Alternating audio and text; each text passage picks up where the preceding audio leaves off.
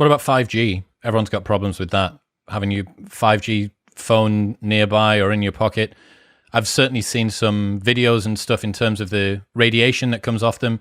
How does that affect longevity? Well, we don't know. We don't even know how going through those airport scanners affects longevity. I try to avoid them if I can. So here's a funny story. I need to interject there. You told me that you request a manual search, whatever it's called. I'd rather not go through the scanner. I'll take this thing.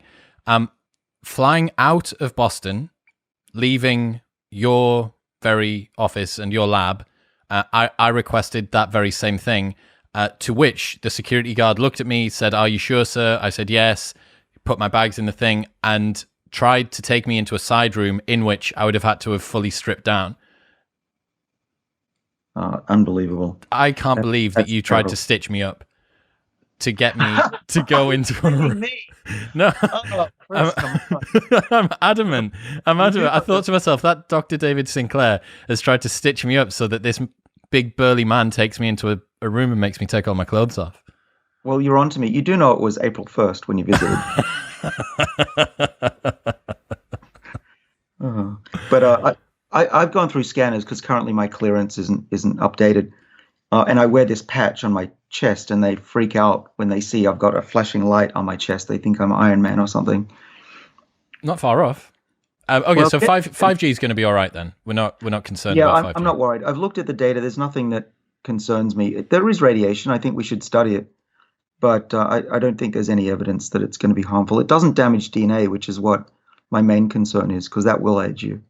What about Bluetooth headphones, stuff like that? Same? Yeah, same. It's low dose radiation. You know, you can worry about this stuff, or you can just get on with it. The scanners I particularly worry about because at least the early versions of those machines had penetrating radiation at a wavelength that wasn't healthy, and Europe banned them before the US did. And so I don't panic if I have to go through the scanners these days, but just if I have a choice and I can skip it, I will. But yeah, for phones and all of that, Bluetooth, no. But I would like to test various radiation types on mice for their lifespan, because you've hit on a good thing, which is often, whether it comes to radiation or molecules that are in the environment, nobody tests the longevity of an animal because it takes too long. It takes 3 years. And so even while short term it doesn't have any effect, it might speed up aging or do something else. Yeah, that's an interesting one. I found out that a 20-minute phone call with your phone to your head is the same as being in a room with a Wi-Fi router for an entire year. So that was an interesting comparison in terms of the amount of radiation that comes off. Right. Well, if it doesn't change the epigenome, and that is what I believe drives the majority of aging, then I'm not concerned.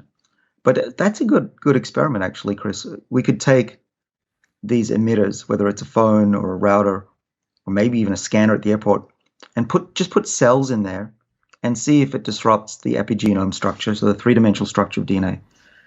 And if it does, then we probably should be testing a mouse or two. But if there's no effect, it'd be great to publish that, because I think that would allay a lot of fears. My first published paper. I can't wait. Is this what you do? Do you go to bed at night and think, like, what mad experiment am I going to do in the morning? The same way that I go to bed thinking of questions for podcast guests, you just think about what mad experiment about longevity you're going to do the next day. Of course. This is what I'm paid to do. But then you have an army of people that just go and do it.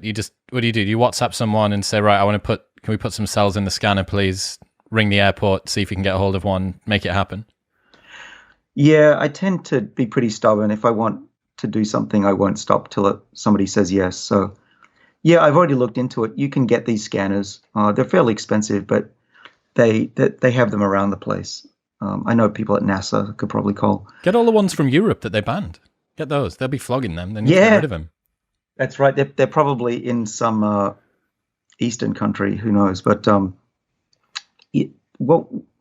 think we do need to have the government pay for this. Every time there's new radiation, look at the rate of aging in an animal. That would be great. Because I think it's not on anybody's radar, excuse the other pun, that that this could affect the aging process. And how would you know unless you tested it?